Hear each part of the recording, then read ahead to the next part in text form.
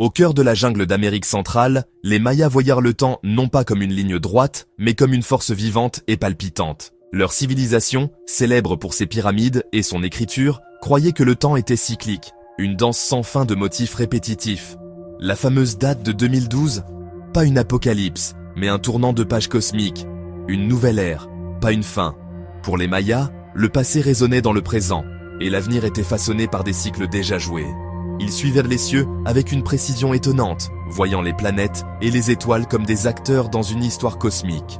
Leur sagesse consistait à reconnaître les motifs, non à prédire la catastrophe.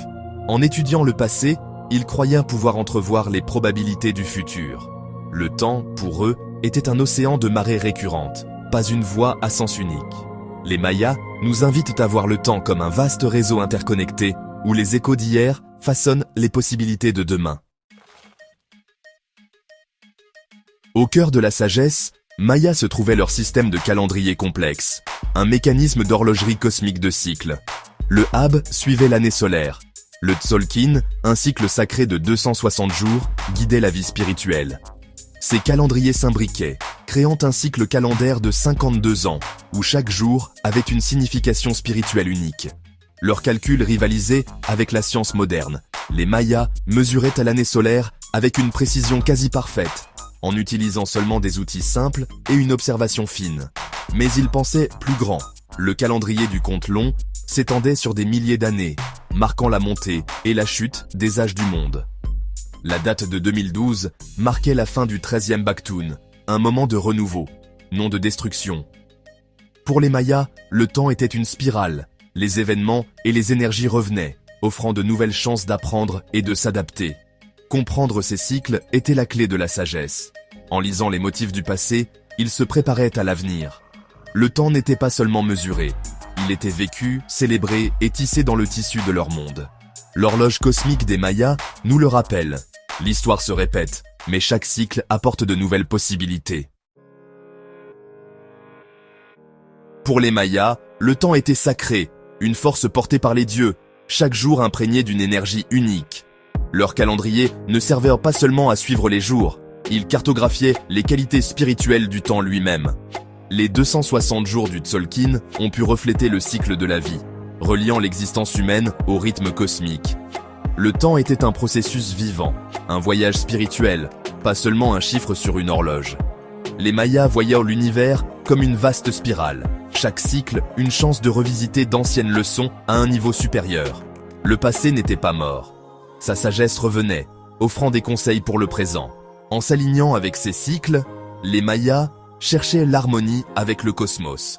Le temps, pour eux, était le maître ultime, une spirale sacrée menant à une plus grande compréhension. Leur vision transforme l'histoire en une bibliothèque vivante, où chaque cycle est un nouveau chapitre. Avançons jusqu'à aujourd'hui. La physique moderne rattrape la vision des Mayas. Einstein a montré que le temps n'est pas absolu. Il se courbe et s'étire, tissé dans le tissu de l'espace. La théorie de l'univers bloc suggère que tous les moments, passé, présent, futur, existent simultanément, faisant écho à la croyance des Mayas en des cycles récurrents. La physique quantique brouille la cause et l'effet, suggérant que le temps pourrait être une illusion, un sous-produit d'une réalité plus profonde. Les Mayas, par l'observation et l'intuition, ont perçu cette interconnexion bien avant que les équations ne le prouvent. Leur vision cyclique, où les événements passés se répercutent sur le présent, résonne avec les modèles scientifiques actuels. Décrivent-ils la structure de la réalité en termes mythiques? Les parallèles sont frappants, la sagesse ancienne et la science moderne suggèrent toutes deux que le temps est plus qu'une ligne droite. Peut-être les Mayas comprenaient-ils, à leur manière, que tous les moments sont connectés. Leur héritage nous invite à repenser ce qu'est réellement le temps.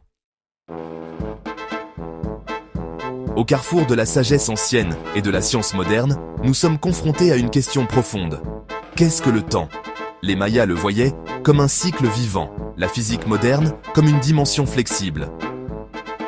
Redécouvrons-nous des vérités que les Mayas connaissaient intuitivement, des vérités sur l'harmonie, les cycles et le rythme cosmique. Peut-être que la connaissance elle-même est cyclique, non linéaire. Les Mayas alignaient leur vie sur le flux de l'univers, cherchant la sagesse dans les motifs du temps. Leur maîtrise était subtile, vivre en synchronisation avec les marées cosmiques, non les contrôler.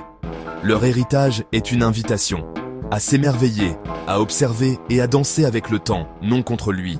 En fin de compte, le plus grand mystère n'est peut-être pas ce qu'est le temps, mais comment nous choisissons de vivre au sein de sa spirale sans fin.